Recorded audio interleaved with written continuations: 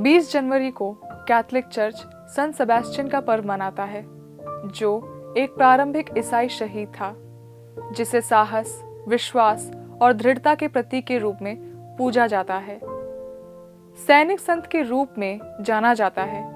संत Sebastian एक Roman सैनिक था, जो उत्पीड़न का सामना करने के बावजूद अपने ईसाई धर्म में दृढ़ रहा। उनके जीवन और शहादत ने ईसाइयों की अनगिनत पीढ़ियों को प्रेरित किया है और उन्हें कैथोलिक भक्ति में सबसे लोकप्रिय संतों में से एक के रूप में स्थापित किया है।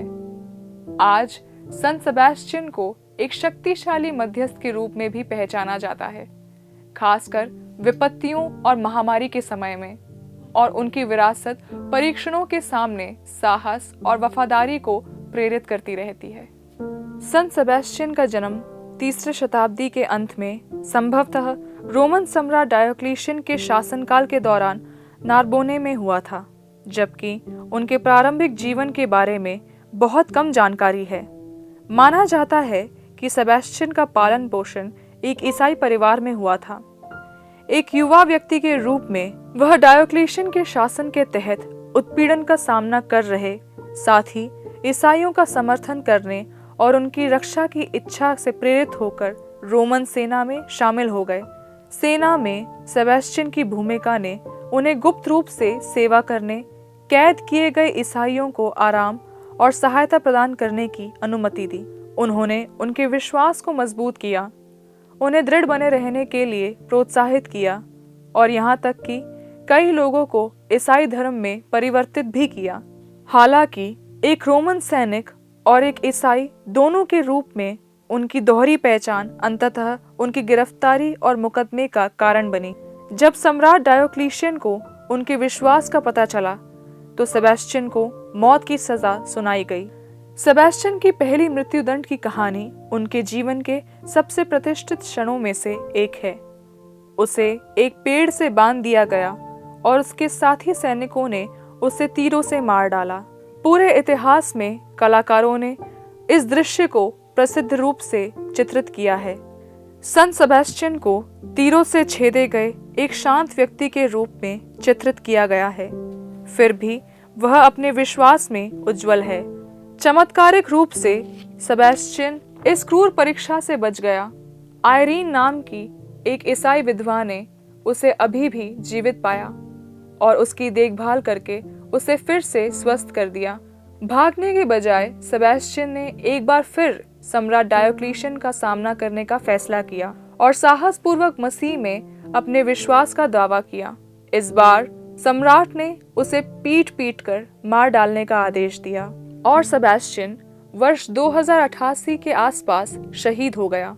उसके शरीर को बाद में रोम के कैटाकॉम्ब में दफनाया गया और उसकी कब्र श्रद्धा का स्थल बन गई। संत सेबेस्टियन के जीवन और शहादत का पूरे इतिहास में कैथोलिक भक्ति पर गहरा प्रभाव पड़ा है। उत्पीड़न के सामने उनकी दृढ़ता और मसीह के लिए कष्ट सहने की उनकी इच्छा ने उन्हें ईसाइयों के लिए एक शक्तिशाली आदर्श बना दिया, खासकर परीक्षण के समय में। मध्य युग में संत सेबेस्टियन को विशेष रूप से विपत्तियों और महामारी के खिलाफ एक रक्षक के रूप में सम्मानित किया गया। यूरोप को तबाह करने वाले प्लेग के प्रकोप के दौरान उनकी मध्यस्थता की शिद्दत से मांग की गई थी, क्योंकि ऐसा माना जाता था कि वह समुदायों को बीमारी से बचाते थे। प्लेग से उनका संबंध उनके शरीर को तीरों से छेदे जाने की कल्पना से उत्पन्न हुआ, जिसकी व्याख्या दैवीय दंड या बीमारी से सुरक्षा के प्रतीक के रूप में की गई थी। कई चर्च, चैपल और वेदियां उन्हें समर्पित की गईं और वह तीरंदाजों, एथलीटों और सैनिकों के संरक्षक संत बन गए। संत सेबेस्टियन ईसाई कला में सबसे अधिक बार चित्रित संतों में से एक रहे हैं, खासकर पुनर्जागरण के दौरान। उनकी छवि, जिसमें अक्सर उन्हें पेड़ से बांधा हुआ और तीरों से छेदा हुआ दिखाया जाता था, साहस और विपरीत परिस्थितियों पर विश्वास की जीत का प्रतीक बन गई। उनके शरीर को छेदने वाले तीरों ने प्रतीकात्मक अर्थ भी ले लिया है, जो उनकी शारीरिक पीड़ा और आध्यात्मिक लचीलेपन दोनों का प्रतिनिधित्व करते हैं। ये छवियां विश्वासियों को याद दिलाती हैं कि संत सेबेस्टियन की तरह हमें कठिनाइयों का सामना करने पर भी अपने विश्वास में दृढ़ रहने के लिए कहा जाता है। हालांकि संत सेबेस्टियन ने कोई लिखित रचना नहीं छोड़ी, उनका जीवन उनके कार्यों और उनके अटूट विश्वास के माध्यम से बहुत कुछ कहता है। एक बार नहीं बल्कि 2 बार मौत का सामना करने का उनका साहस इस बात का एक शक्तिशाली उदाहरण पेश करता है कि ईश्वर पर पूरी तरह भरोसा करने का क्या मतलब है। उनकी कहानी की मुख्य बातों में से एक सच्चाई का प्रचार करने का उनका साहस है, तब भी जब यह उन्हें जानलेवा खतरे में डाल देता है। यह उन्हें उन सभी ईसाइयों के लिए एक आदर्श बनाता है जिन्हें उत्पीड़न या चुनौती का सामना करने के लिए अपने विश्वास की गवाही देने के लिए बुलाया जाता है। संत सेबेस्टियन की कहानी आज की दुनिया में गहराई से गूंजती है। उनका साहस हमें विरोध का सामना करने पर भी अपने विश्वासों पर दृढ़ रहने के महत्व की याद दिलाता है।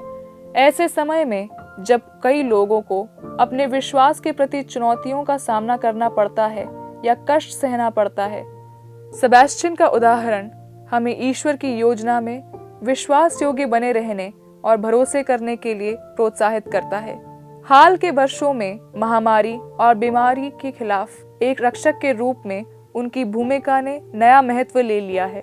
कोविड-19 महामारी और अन्य स्वास्थ्य संकटों की चुनौतियों के बीच कई लोगों ने आशा और उपचार के स्रोत के रूप में संत सेबेस्टियन की मध्यस्थता की मांग की है। उनका जीवन हमें उन लोगों का समर्थन करने और उनकी देखभाल करने की भी चुनौती देता है जो पीड़ित हैं, जैसा कि उन्होंने अपने समय के कैद ईसाइयों के लिए किया था।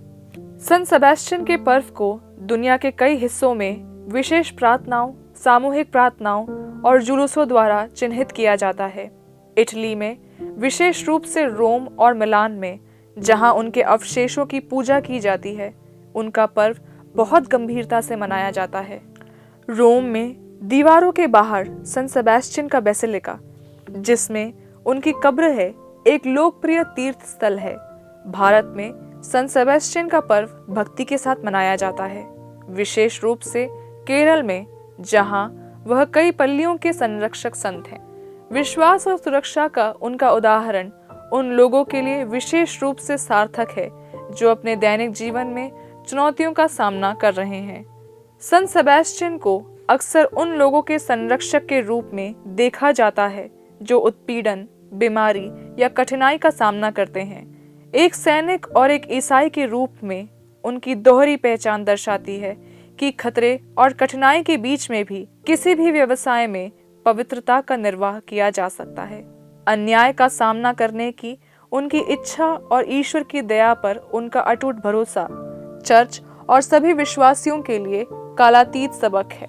जैसा कि हम 20 जनवरी को संत सेबेस्टियन का पर्व मनाते हैं, आइए हम उनके असाधारण विश्वास, साहस और भक्ति को याद करें। उनका जीवन हमें अपने विश्वास पर दृढ़ रहने, पीड़ित लोगों की सेवा करने और सबसे अंधेरे क्षणों में भी भगवान की उपस्थिति पर भरोसा करने की चुनौती देता है। उनकी मध्यस्थता के माध्यम से हमें अपने स्वयं के परीक्षणों पर काबू पाने और सभी परिस्थितियों में मसीह के प्रति वफादार रहने की शक्ति मिल सकती है। हे सेंट सेबेस्टियन, हमारे लिए प्रार्थना कर।